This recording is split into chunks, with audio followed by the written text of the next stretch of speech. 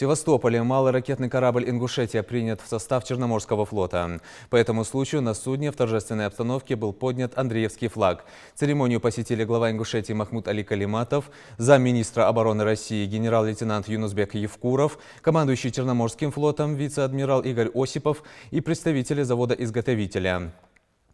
Вице-адмирал отметил, что пополнение флота современными кораблями является реальным воплощением госполитики в укреплении боевого потенциала вооруженных сил России.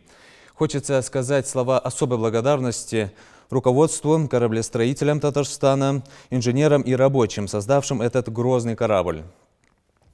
А также хочется сердечно поздравить с вводом в состав сил Черноморского флота нового судна офицеров, мичманов, старшин, матросов, ветеранов бригады Крымской военно-морской базы и руководства Республики Ингушетия, чье имя гордо носит МРК.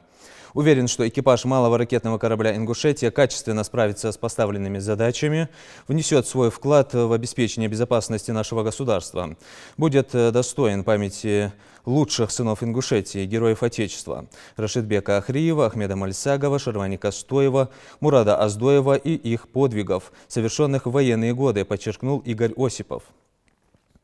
Отметим, что многоцелевой корабль «Ингушетия» класса «Река-море» спроектирован специально для ВМФ России с учетом возможности применения в акватории Каспийского и Черного морей. МРК стал 8-м в модернизированной серии «Буян-М». В июне текущего года его спустили на воду.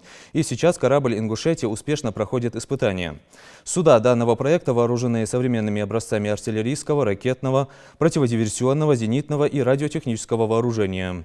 МРК «Ингушетия» включена в 41-ю бригаду ракетных кораблей и катеров Крымской военной базы и удостоен чести отстаивать интересы государства в составе сил Черноморского флота, за что глава Ингушетии выразил особую благодарность руководству страны и министру обороны России Сергею Шойгу.